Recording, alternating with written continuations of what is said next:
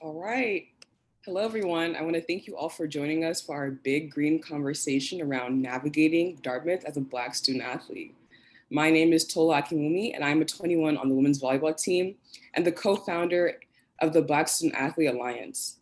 We created this organization to serve an extremely unique demographic on campus, our Black athletes. Our main focus is to foster a sense of community, inclusion, and mentorship. And it's my pleasure to welcome our co-founder, Garrison Wade. I would like to again thank you guys all for coming out tonight, and I'm here to introduce all the panelists for tonight. We got a special group of people, and I know Tola and I are happy to be the moderators. But first, I'd like to welcome Peter Roby from the class of 1979. Peter has been a leader in college sports for more than 4 decades as a basketball player, coach, sports marketing executive, and scholar. Most recently, he served as the athletic director at Northeastern University, a position he held for 11 years. Welcome, Peter. Next is Jamal Brown from the class of 2008. At Dartmouth, he double majored in government and women and gender studies, started Dartmouth's annual Pride celebration, and competed on the track and field team. He currently serves as a national press secretary for Joe Biden's 2020 presidential campaign. Welcome, Jamal. Our next panelist is Alex Tanner from the class of 2011.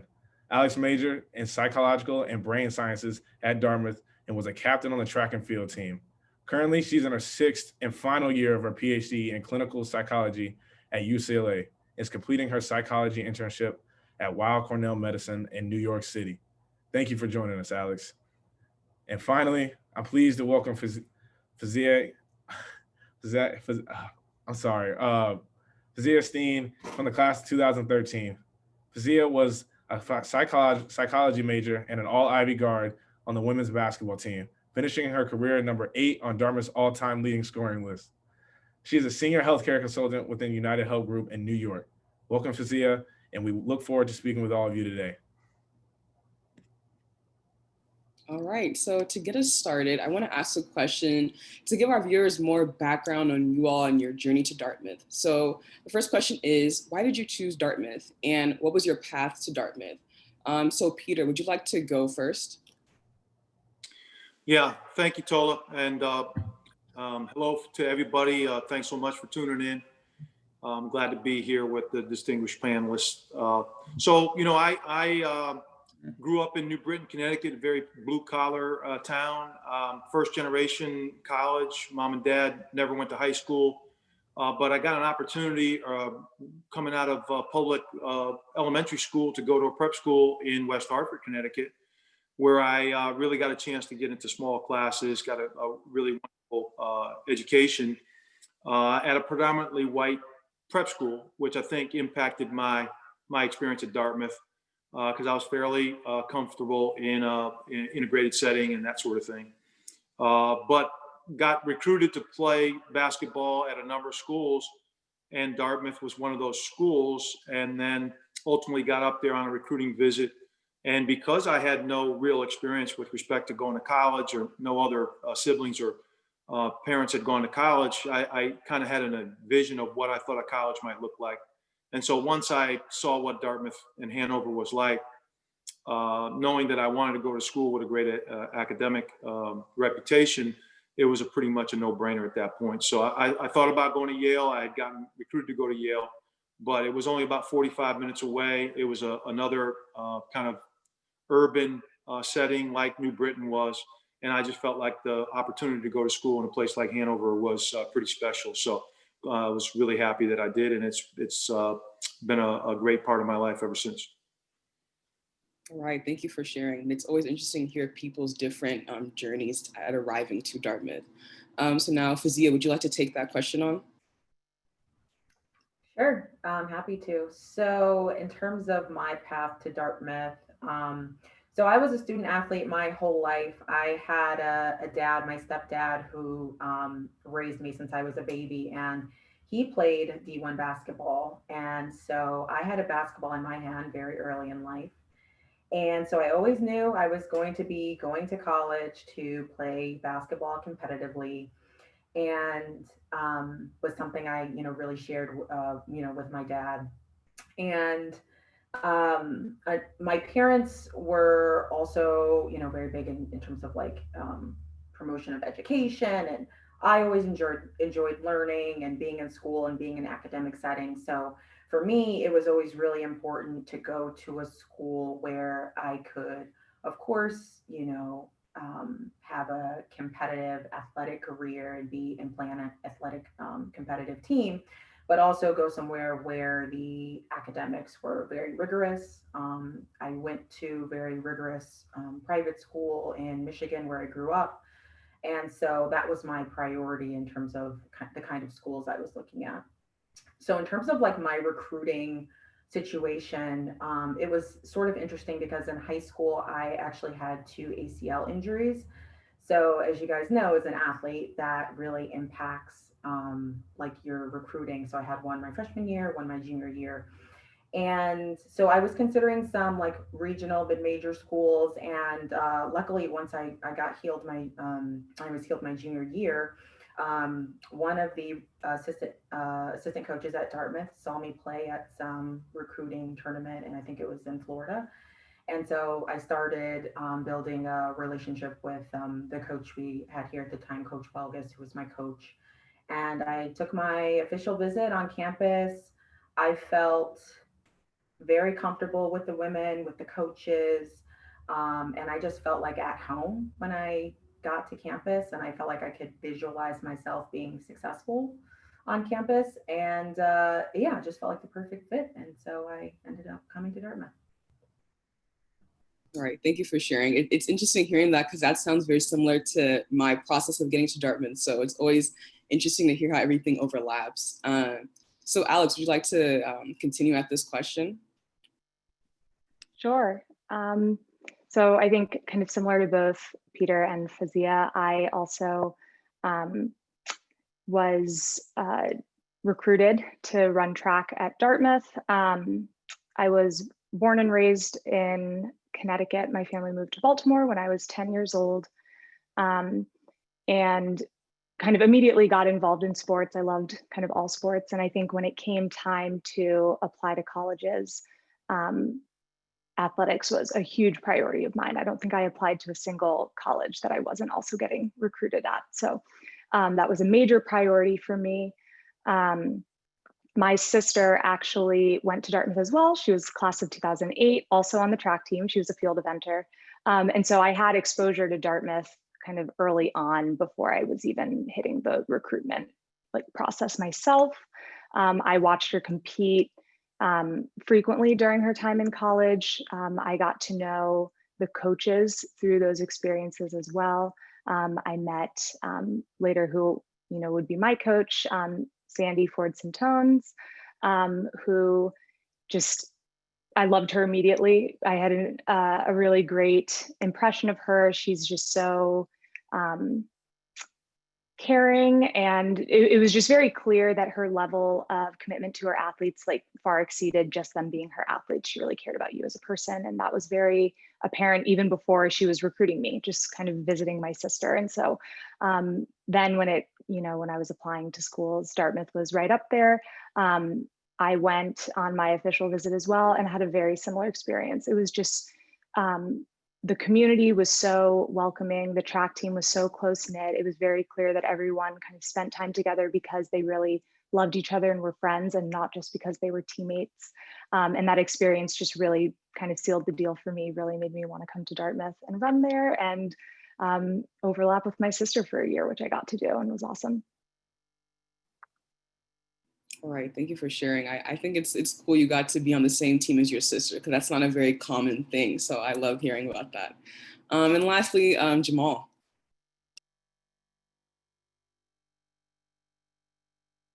Hello, everyone, and it's a pleasure to see you all and to serve on this panel with everyone. Again, my name is Jamal Brown, 08. I'm originally from Sacramento, California. For us Californians, New Hampshire is basically on Mars. When you are, from California, you really only know about Texas, Florida, Massachusetts, and New York. I actually didn't know where New Hampshire really was, or like Hanover really was, until like the end of my freshman year. But I grew up in a single parent household, and part of my growing up, my mother and I were on welfare.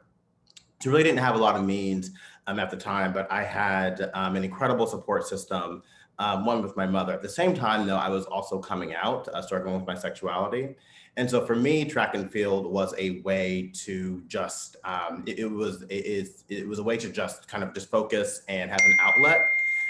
And so just for years and years in high school, I would just focus on running and focus on running. And I actually had no clue about kind of the athletic recruitment process. Had a really big family, and not a lot of my cousins, or only child, not a lot of my cousins, relatives went to 4-year universities or college at all, except for one cousin who went to Harvard, happenstance. And my freshman year, after high school, she brought me and one of my cousins, her sister, along to a college trip. And we toured every single college except for the Ivies, except for Dartmouth, because we were just so exhausted and so tired. And but I just remember wanting to be in a quintessential kind of college experience, because I hated Sacramento at that time. I was coming out and I was struggling with myself. I didn't know who I was, and I just wanted to just get away and immerse myself in a whole new world, really. And I remember I got the acceptance letter to Dartmouth, which was just, as you all, I'm sure, are on this panel and watching, it was the best experience of your life. And I actually, again, I didn't know anything about the college process, the athletic recruitment process, but I remember walking into Sandra Forsentones' office in October 2004. And speaking with her about wanting to join the track team. And actually, I got connected with her through Barry Harwick, who I emailed randomly, I think at some point that spring in 04, saying, hey, I would love to walk on and try out for the team. And I initially tried to compete, because I was in high school. I was both a 400 runner and a 4x4 runner and an 800 runner and a miler. But I don't know how the 800 dudes do it in college, because they were just running like 50 miles a week. And I'm like, well, I'm running 50 miles a week if you're running 800 meters. So I ended up just dropping down to the 4, and the rest is history. Thank you everyone for responding to that. It's quite interesting to see how all your experiences are different, but it all brought us to the same place we call home, Dartmouth College. The next question, I'll ask you, Alex. What was the Black community and then the Black student athlete community like when you attended Dartmouth? Sure, yeah. I think I would guess it's pretty similar now, but at the time, when the community at large, as well as the student athlete community, I think one had a lot of Dartmouth pride. I think that's something that's very unique about Dartmouth.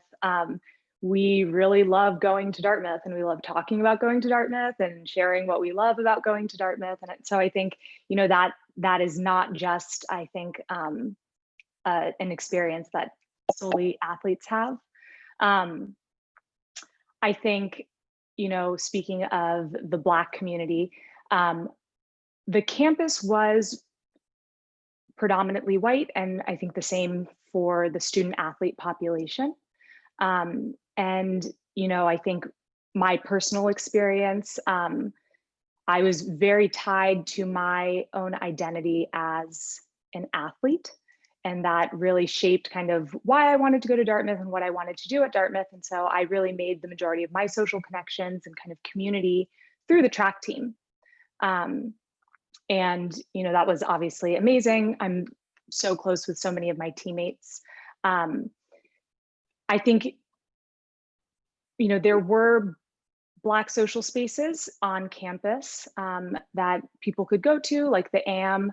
But within the sports community in particular, there wasn't kind of a communal social space for Black student athletes. And I think Black student athletes have a very unique experience at Dartmouth.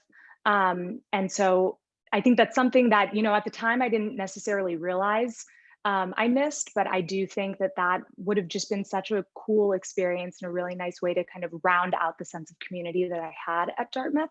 So I think, Garrison, the work that you and Tola are doing, kind of creating this community for Dartmouth Black student athletes is just really wonderful. And I think, I would have loved to have something like that. And I'm sure the current student athlete population and the future student athlete population to come will really appreciate having this kind of shared Black student athlete space.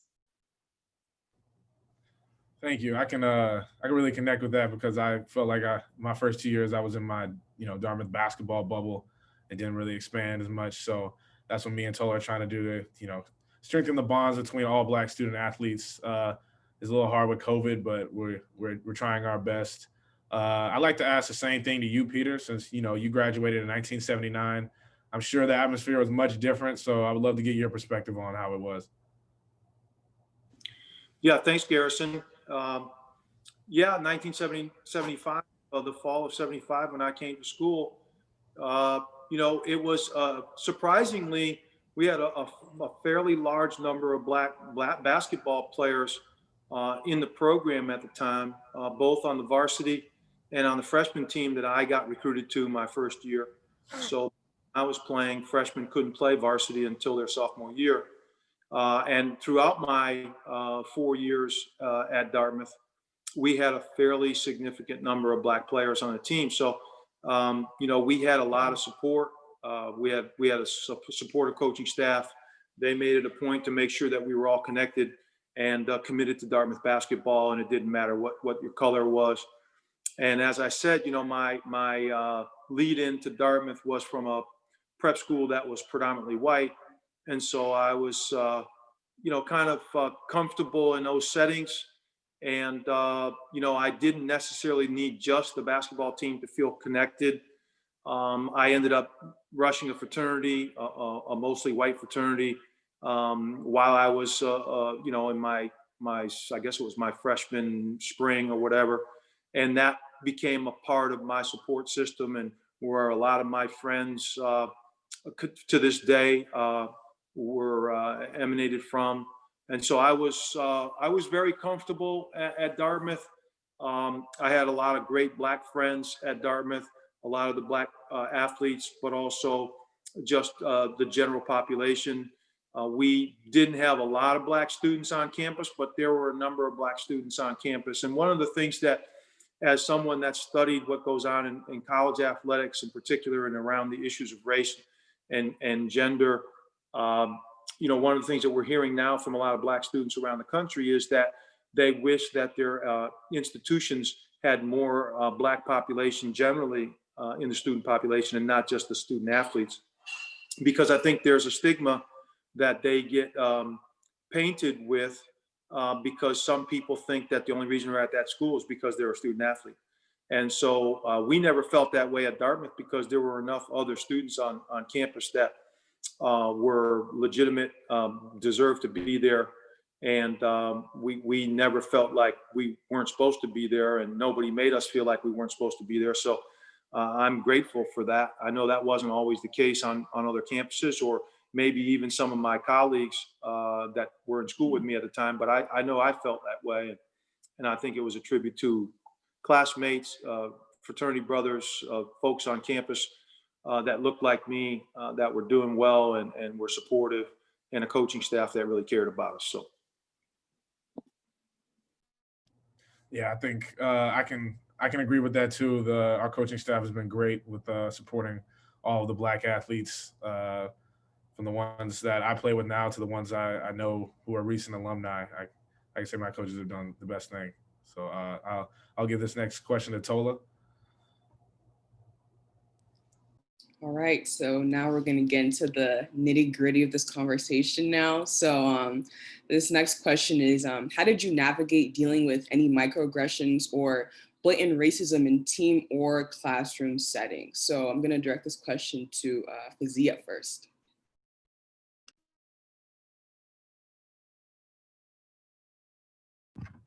Sorry, I couldn't get off my mute there.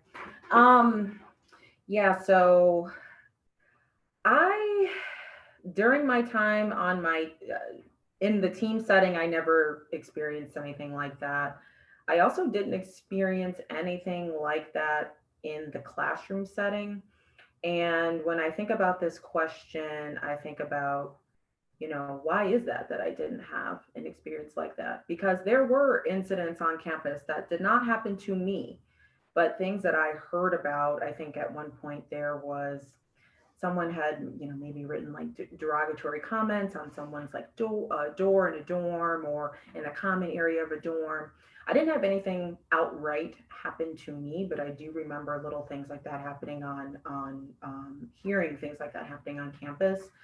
And for me, when I think about why I personally didn't have any experiences like that, similar to what some of the other panelists are saying, I kind of stuck to I hung out mainly with my team. I was very much so in like the student athlete bubble. And I was not in spaces on campus where there would maybe be high probability of that occurring, meaning potentially I didn't have those experiences because I knew where I was welcomed on campus. And what does that mean? I mean, potentially it's sort of like, there are certain like maybe fraternities I didn't necessarily feel comfortable going into. And on a campus like Dartmouth, where the entire social life is really centered around the fraternities and sororities, that's pretty big deal. That there are spaces where I just knew maybe I wouldn't feel comfortable, or I was not sure or did not feel safe in terms of like the way that others would perceive me in the space.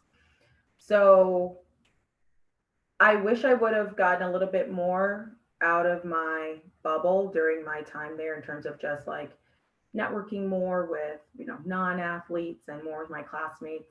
But I had an amazing experience at Dartmouth. I obviously, like some of the other panelists are saying, like I built lifelong friendships, and I also had a very supportive coaching staff. I had a coaching staff that also had, representation in terms of having Black assistant coaches. So I felt very supported during my time. But when I think about answering this question, it's like it says something that I didn't have those experiences, and that I did sort of protect myself by staying in my bubble. And perhaps there are other panelists or current students at Dartmouth that can relate to that.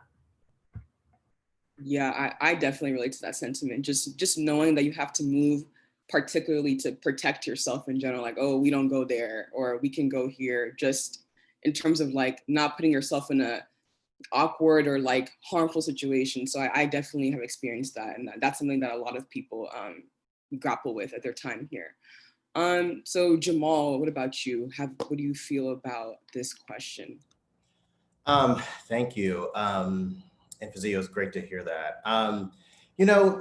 I absolutely experienced microaggressions and outright racism on campus. I can think of, someone telling me I represented the lower class when I was there at a party once. And for folks who know me when I was on campus, I was a big activist, outspoken. So in that instance, I just emailed the college president and CC'd people, and it was handled. Because too, and I say that from someone, now, when you think about the kind of environment now with people, experiencing microaggressions and racism, people are tired, right? And people don't want that hurt. And when you don't take action, and it wasn't anything, malicious, on my part in terms of like, how I responded was, let's just have this course of action because it was very inappropriate and wrong. But people are tired of the pain and the hurt, right? And they want response and they want recourse. And what was so powerful about that moment, and now this person and I are on fine terms, but the college actually took action. I started Pride, for example, as a response to the homophobia on campus, because realizing that, Dartmouth is a microcosm of society.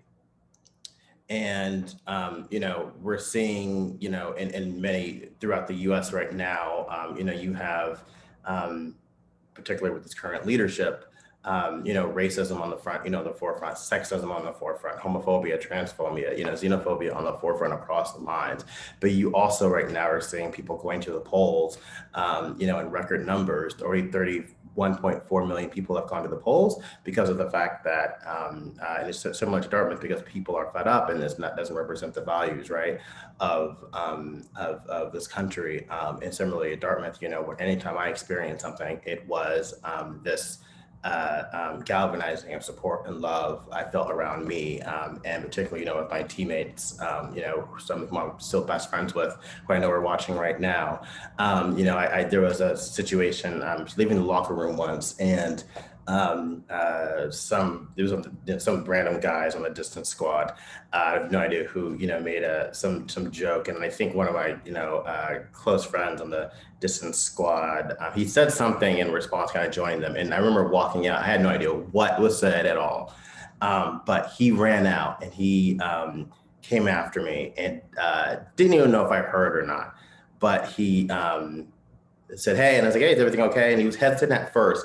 And I pressed him. He said, I said something I shouldn't have said. I just wanted to apologize.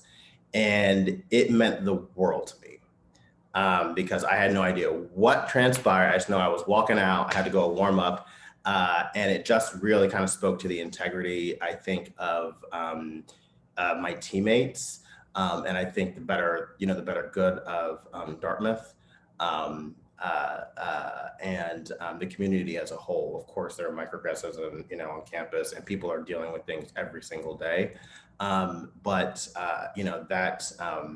there's in our bubbles, there's goodness, and I was able to find, the track team is a incredible, just conglomeration, kind of just people coming together with different personalities, but beautiful souls. And I think for me, anytime I experience something, it was 10 times the love.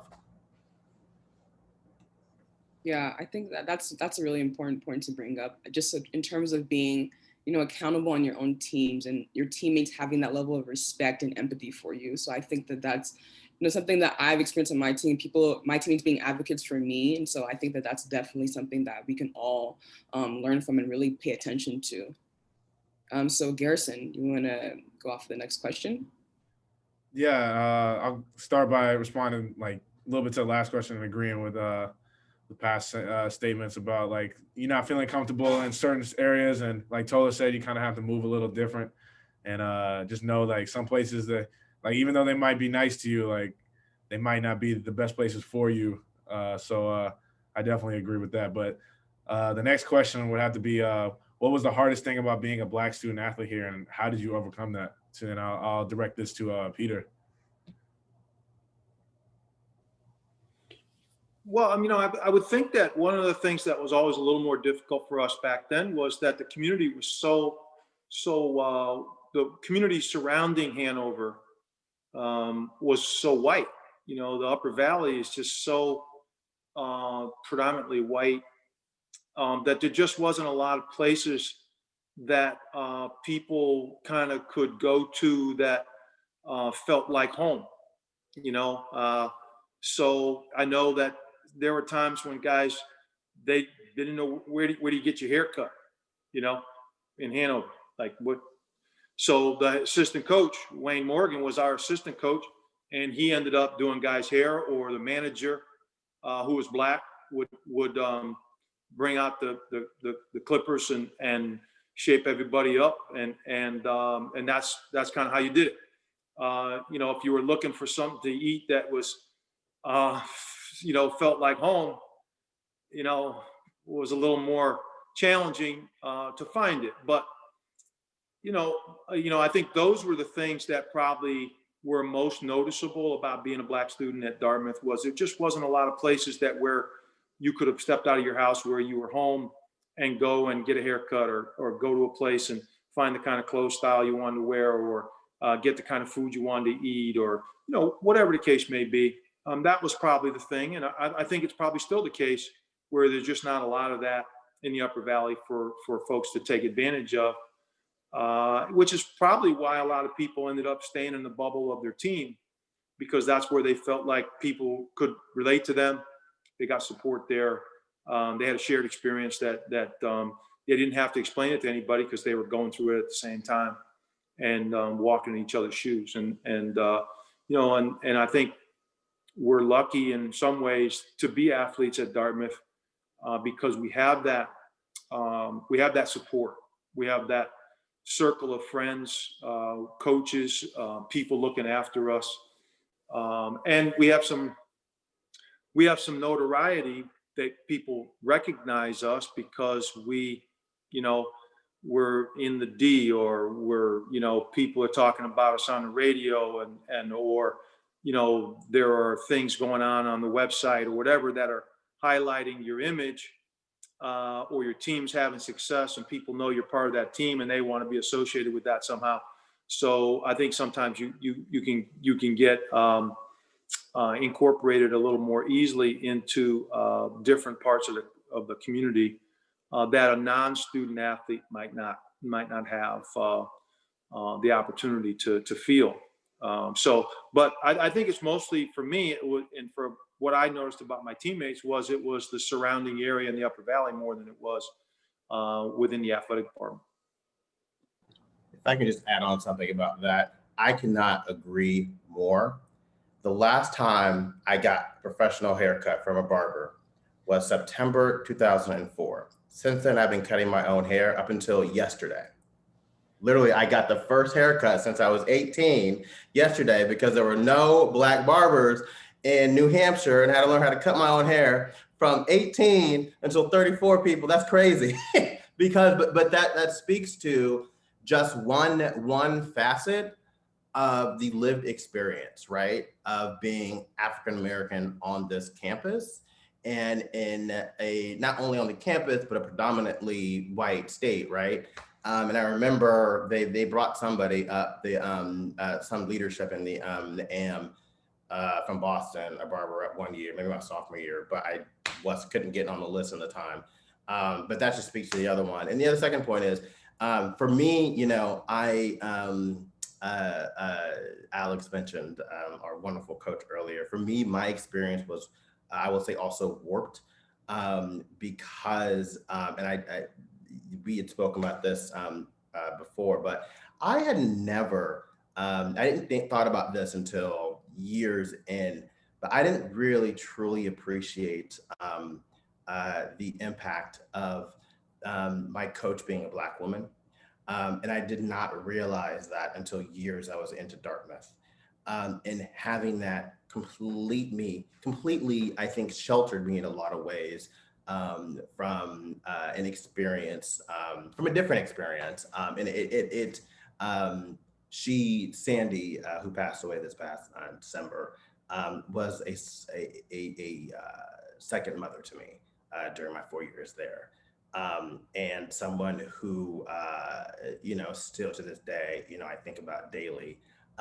But because, I had a Black woman as my head coach, that created such a familiar dynamic and atmosphere for me, and why I think it's critical that Dartmouth, continues to ensure diversity, not only I think in the athletic department, but I think, Peter, you mentioned this earlier too, but across the academic plane to, looking at, tenured professors as well, ensuring that there's diversity, among those ranks. Not much has changed on campus about surrounding the barbers. You really have to try to find one student barber every now and then. Some are good. Shout out to Mac Battle, and some are bad, and you might not get a cut for a year after that. So I can say the barber situation is still kind of the same. Second, I can tell you that seeing Black faces and as coaches, there's nothing like it. Having someone to go to when you having a problem that like a white coach can't talk about. I can't describe how big that is. So I just want to give a big shout out to all the Black coaches who are at Dartmouth. I know they're dealing with so much being in New Hampshire. they're going through the hardships just as we are. So shout out to you guys as well.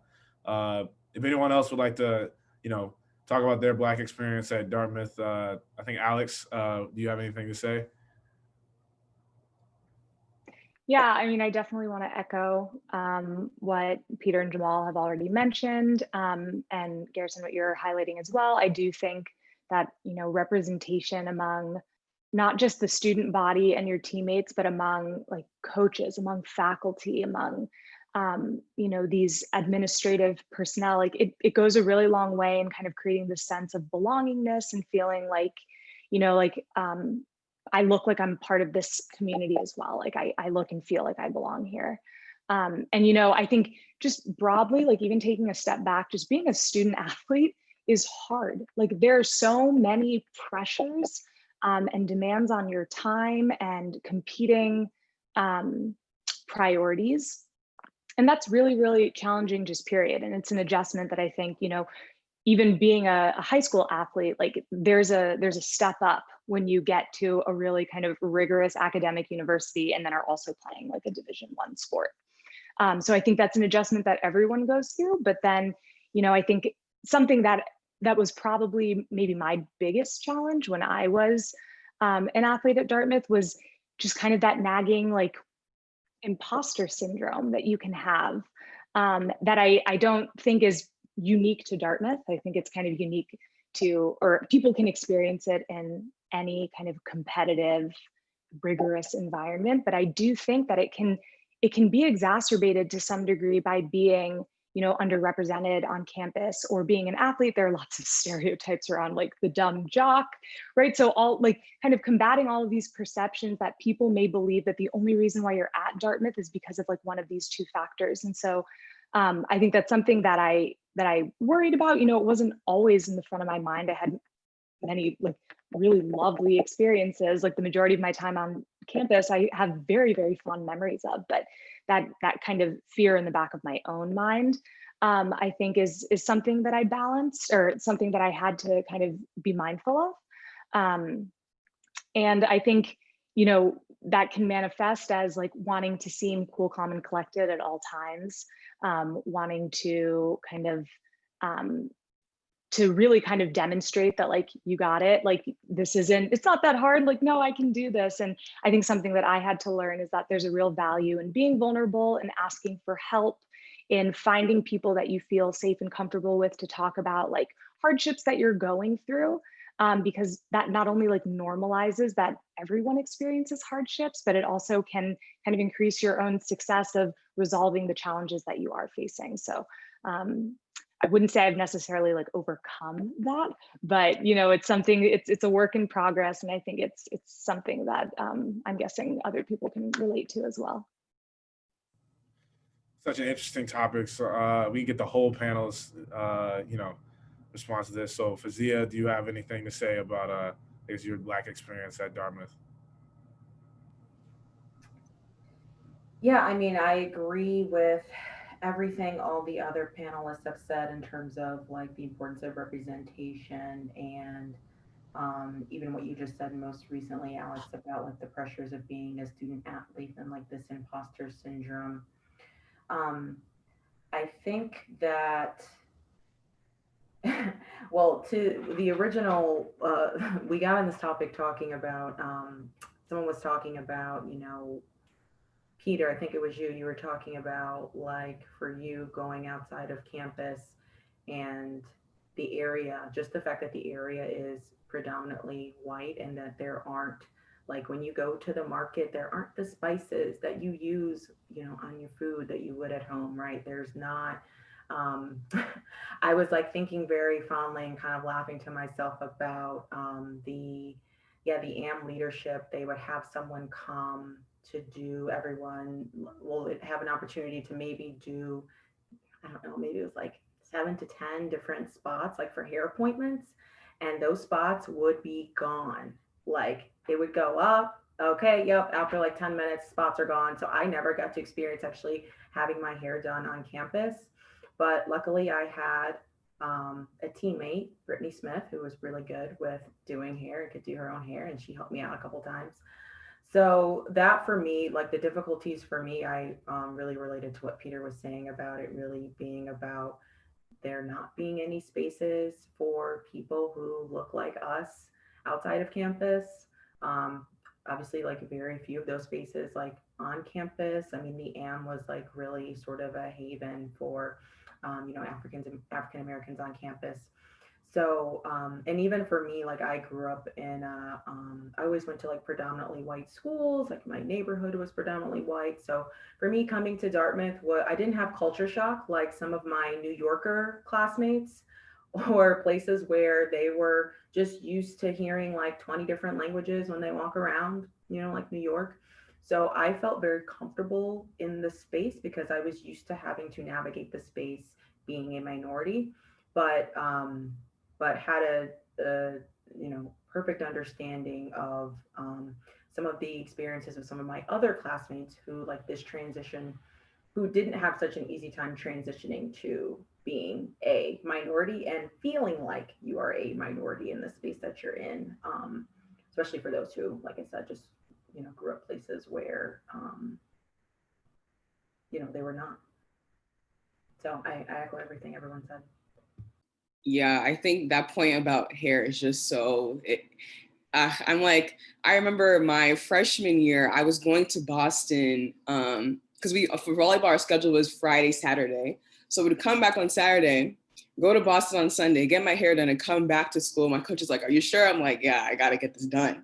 And so like that, it's crazy how these same issues are still recurring. So yeah, that was interesting to hear that. But now I want to pivot the conversation more to like professional development and kind of like this life after Dartmouth type of framework. So many of our athletes in the DBSAA have expressed concern over not really knowing how to network in the same ways as our white counterparts. So can you offer any advice on how to build your network during and after Dartmouth? So Peter, do you want to tackle this first? Yeah, I'd love to, Tola. Thank you. And it's one of my favorite subjects, quite frankly, because, I graduated in 1979, stayed active with the class, with reunions, with my teammates, with classmates, with the college. Um, I can say, like tonight, when Sam asked me if I wanted to participate, I never hesitated because I almost never say no to Dartmouth. And so when I would have students that were at Dartmouth at the time wanting to talk with me about my career journey, how I did some of the things that I did, maybe they had a similar interest in marketing at a place like a Reebok or whatever, I never ever said no to a Dartmouth student. So anytime anybody had a Dartmouth connection, whether they had already graduated, whether they were undergraduate, players on Coach McLaughlin's team, some of Garrison's teammates have reached out. I've been up there at practice. I've been willing to talk with the players. Coach Stevens' team, I've had some sessions with them. Some of the guys have reached out to me after the fact. I think Alex, you might have mentioned it, and some others may have mentioned about how special the Dartmouth experience is and how much everybody loves the fact that we're connected to Dartmouth. And the way that translates is that the Dartmouth people are going to always do things for Dartmouth folks. And you just don't limit yourself with respect to thinking that you don't have a connection to that person. You're not from the same area, you didn't play the same sport, you didn't study the same stuff in school.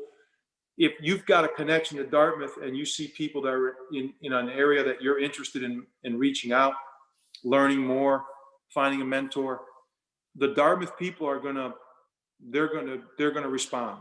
That's always been my experience, and I know that's the way I am. So I would encourage everybody to not hesitate when it comes to trying to find a mentor, trying to get information about an industry. If you see that there's somebody that has a Dartmouth connection, pick up the phone, send an email, do something to make a connection, because as soon as they see that you're connected to Dartmouth, they're going to return your call, they're going to get back to you, and they're going to try to help you. That's just how the Dartmouth thing is. And I think that's unique to Dartmouth. Can't speak for all the other places, but I've worked at other schools, and I just know that the Dartmouth thing is really special. And I want to encourage everybody that's listening tonight to experience it for themselves. Yeah, and that's definitely something I've experienced, like just over the course of being here for 4 years, like looking for internships or just trying to get information about different industries. People are very open to speaking with you and helping you, like regardless of race. People just want to help when you have that Dartmouth name. So I've definitely experienced that. And then Jamal, you want to speak about this a little bit more too? Yeah, totally. On that, I would wholeheartedly agree. Dartmouth, there's very few colleges and universities in America that have strong, robust, and tight-knit and unique, and I purposely use each of those 4 words, alumni communities. USC is one of them. I have never gone to Harvard, but I wouldn't venture to say Harvard is one of them, because Harvard it's a university, but it has, all the graduate schools, et cetera, more of them. But this is, and it's in a major city, right? Dartmouth, because you are in that, you're in the mountains, you, as an undergrad, have that kind of closer knit community that you develop, and that keeps you tight for, the decades after you graduate. In terms of how I would suggest, folks navigate and how I navigate it, first and foremost, I think something like this is crucial. One of the, when I was at, I can't, I mentioned starting Pride a number of times. That the reason why that helped me, because it's never been done and it's still going. But I, during that process, what I was doing to build Pride was I was reaching out to alumni, asking them about their experiences and tell me about your Dartmouth experience, because I want to ensure that that is a part of Pride, like the first Pride, and how we're telling the story and how we can build upon what has come. And I remember reaching out to Alan Drexel, who's in 91, who wrote the thesis, when he was a senior. I said in the, gosh, I'm already forgetting the name of the library. Oh my gosh. What's the big Rauner? Cause my teammate Stephanie Rauner. Rauner Library. And I remember going to Rauner Library and reading it, and it was about the history of the LGBT community at Dartmouth, and reaching out to him and then getting connected with the GALA, the LGBTQ Alumni Association. And Alan is still today one of my closest friends and mentors, and would read over my recommendations and would make, help me get connected. I remember, I was my first job out of college. I worked at GLBTQ Advocates and Offenders, and it was the organization that argued the first same-sex marriage case in Massachusetts, and then the final one for the freedom to marry Obergefell in 2015. But one of the ways I got that job was because, I was hustling, and Alan would read my recommendations, but also as well, one of my Professor Michael Bronsky that I had was my freshman year intro to LGBTQ studies course. He was friends with the legal director. And so I did not, and let me preface this by saying, I started that job in September, right? I graduated without a job. Many of my colleagues, were had jobs right off the bat. I had no idea what I was going to do. Now look at me, hey. But but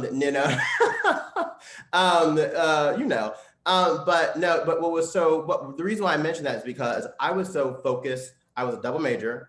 I was focused on graduating. I had started Pride. I was an athlete. I was doing all these things. I didn't have time to focus. And I also just did not have the, siblings or the connection to Wall Street, this and that. And I didn't think, I was like, okay, I really don't like numbers. And everybody's going to Wall Street, so what else can I do? And I really want to, follow my passion. So I followed my passion and I made those connections. I will also say, look, reach out to alumni. I will be honest now, I'm not knocking myself. I have probably about 15,000 unread emails in my personal email. So a lot of them I miss. But I mention that because, look, you're going to reach out to somebody and somebody's not going to respond. Don't take that as a no on you or a knock on you. They could easily, frankly, just have missed it. So either follow up again or keep hustling. And because Dartmouth, again, as we started the question, it is a small community, and as a unique community, it's a tight-knit community, and people will look out for you. So just keep reaching out, and organizations and groups like this that you're doing are key and crucial. And if folks are watching, I know that they created a LinkedIn group, so absolutely join the LinkedIn group as well. I want to follow up on what Peter and Jamal have already said. I agree with everything that they've mentioned. I think the Dartmouth community is really incredible and very unique and really does want to help their own. I think also, you know, Dartmouth has a really incredible faculty as well. And I think leaning on that, right? We have faculty who themselves are teaching their big courses, who are holding office hours, not just their TAs. Go to office hours, establish relationships with your professors, even if you don't know that you're necessarily going to pursue that particular like discipline as your career. Get to know them. I know, like, sometimes I would worry like, oh, I should only go to office hours if I have a specific question, or if I need to get an answer for like this test or assignment, but they're there to talk to you. And I think something that really helped me was establishing connections with some of the professors that I took classes in that I just really loved. Being able to establish professional relationships with them, even outside of, you know, the content of that particular class, allowed them to kind of have me in mind when I was then kind of wanting to go into the field of psychology. I had people who could write, you know, recommendation letters for me, and they actually really knew me beyond just what grade I got in their class.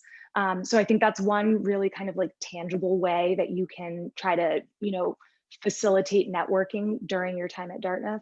I think also, again, this is like the Dartmouth alumni community, but in whatever city you end up in after you graduate, there are Dartmouth club of that, you know, city or region.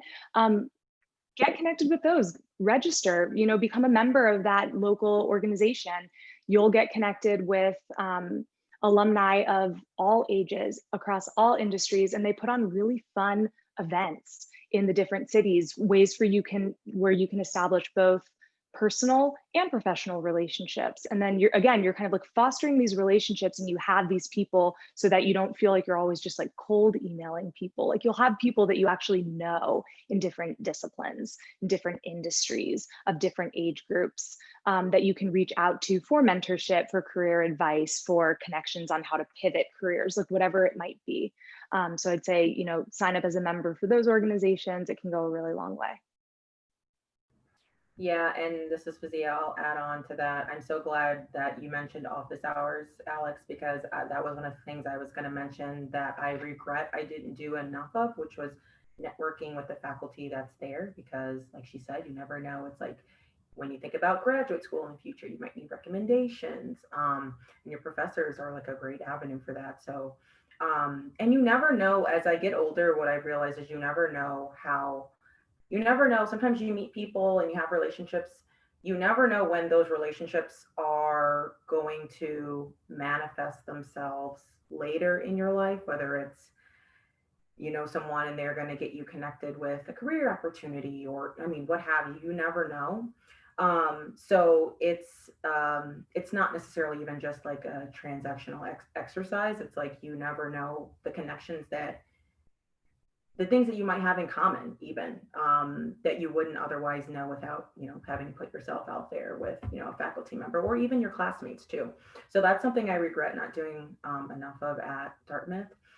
In terms of some other like tangible things, like I'm a huge promoter of like the Dartmouth Career Network. So whenever I'm doing like research on companies, you know, I will always like look to see if there are any alums in the network who work there who I could reach out to if there's something I want to learn more about, or if it's just like a particular industry, or even if there's no one who is actually an alum who works at a company, like maybe they work at a competitor and they're in the industry. But I've had a lot of success using the Dartmouth Career Network and cold emailing people. And I always sort of think about it and frame it in a way of like, I am genuinely trying to get to understand like how you got to where you're at, because I'm interested potentially in going the route that you went. or being where you are. And so I want to know more about how you got to that route. And so you should be thinking of it sort of that way, like actually getting to know the person and getting to know like how they got where they got to. And yeah, I've had folks connect me to other folks who, have been able to, give me job interviews or just be able to like connect me with folks who are like interested in the things I'm interested in. So you never know. And so definitely don't be afraid to send a cold email and, introduce yourself, because you just never know, how people can connect you in the world. Hey, Tola, can I just add to that a little bit? Because every team has a network of alumni who want to find a way to make a difference and give back to the program. And it's not always financial.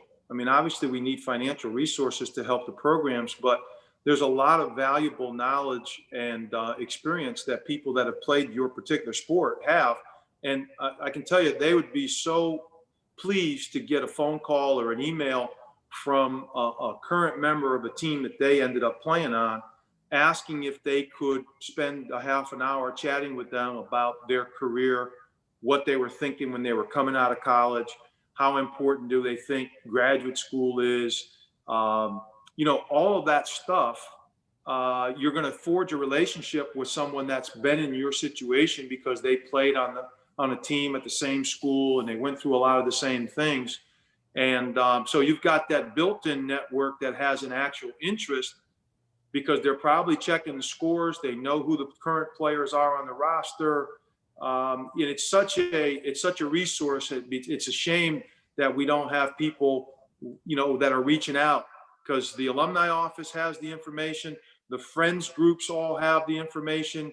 And all you got to do is go to your coach and say, I'm interested in chatting with folks that are in our alumni network that played this sport.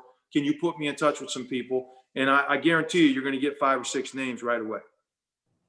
I want to add something on that too, because this is great. I totally agree. So I know Dartmouth is hard. And if you're an athlete right now, you're in your undergrad, you're watching this, I know Dartmouth is hard. I know Dartmouth is hard as a person of color. I know Dartmouth is hard as an African-American, as a Black person, right? With that said, you have a leg up because you are just Dartmouth. Frankly, you also have another leg up because you're a Dartmouth athlete. I cannot underscore and reiterate that enough. You are a Dartmouth athlete. Every single team, just like Fazia, just like Alex, just like Peter just said, every single team has these connections. You're at Dartmouth, so one of your classmates' parents is probably a billionaire. I'm going to be real, they are an investment banker. They have their last name on a library. Somebody is a governor. I can't reiterate this enough. Like, introduce yourself, make those connections. I didn't realize like that was part of the hustle when I was there, but that's what people are doing. They're getting internships. Like, I literally did not have an internship after my freshman summer. I went back to Sacramento and I worked at 411, like you dial up 411. I just really just not have those connections. It's crazy. Look at me now. I'm always, I was always the humorous one on the track team, as Alex would say. But no, I cannot underscore that enough. I know it's hard. I really know it's hard. Personally, I know it's hard, but you have a family here. Yeah, I can definitely agree that sending those emails, cold emails, it might seem a little scary, but it works. I emailed a number of alumni this past summer. I've gotten responses, gotten a lot of information. So I can tell you, any prospective, Black student athlete or any athlete, or anybody, just like email Dartmouth alum. They're always happy to help. I like to segue this to my, to the closing remarks. I just want to thank everybody for this, joining us for this important conversation about the Dartmouth Black experience. I want to especially thank the panelists for taking the time out of their busy schedule during this pandemic. Remind everybody else about this. I want to thank you guys for coming to share your perspective. I especially want to thank Sam Hopkins and DP2 for helping us plan this whole event. We could not have done it without you. I just want to say, thank you for that. Finally, I want to give a little bit more information about the group Tola and I started this summer. After the murder of George Floyd and the civil unrest in this country, Tola and I just said came together, and we knew we needed to do something in our Dartmouth bubble to help Black students who might not receive the same advantages as our white counterparts. So we started this organization. We have 6 other admins who are helping us helping us with this too. So we're really excited to work with them. The goals for this this organization is the Dartmouth Black Student Athlete Alliance, is to strengthen the bond amongst student athletes who are on campus right now. I know a lot of us don't know each other, which is crazy because there's so few of us. So we want to strengthen those bonds. We want to educate students financially when they for their journey after Dartmouth. There's so much we don't know about doing your taxes. We just had our first budgeting meeting this past week. It went really well. I know I figured out I need to stop spending so much money on shoes. So I definitely needed that. And finally want to do things like this and enhance our connections with former student athletes. There's nothing better than getting on this call and talking to 4 amazing panelists who are doing amazing things in their field. And I just want to thank you guys again for coming out. For more information, you can follow us on our Instagram page, the DBSAA. We're there. We have a lot of content up right now. We're looking to post more. We have a LinkedIn page as well. It's the group for everybody is at DBSAA again. And for Black athletes, if you're watching this or you're watching this in the future, we have a special LinkedIn group for us, by us, specifically made to help make connecting easier, because I know Dartmouth prides itself on having those connections. So we want to make that so much easier. And that handle is Dartmouth Black Student Athlete Alliance. So it's the full name. Once again, I've said it so many times. Thank you all again for coming out. And, like everybody says, go Big Green. Thanks, everybody. Thank Appreciate you. it. Thank you.